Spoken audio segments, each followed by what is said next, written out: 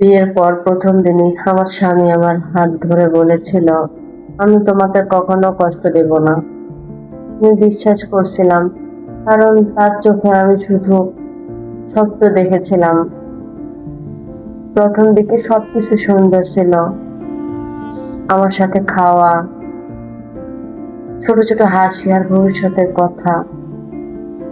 কিন্তু সময়ের সাথে সে বদলাতে শুরু করলো।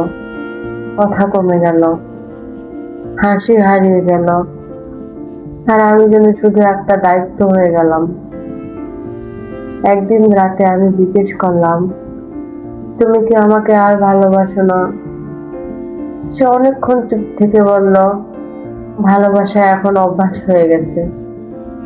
সেদিন আমার বুকের ভিতরটা যে কিরকম করেছিল সে কি বুঝলো না, আমি কতটা কষ্ট পেয়েছি।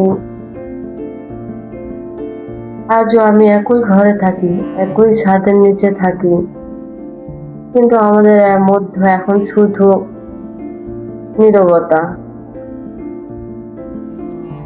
আর সবচেয়ে কষ্টের কথা হলো, আমি তাকে এখনো ভালোবাসি, কিন্তু সে আমাকে অনুভবই করে না। সাবস্ক্রাইব করে পাশে থাকুন। পরের গল্প নিয়ে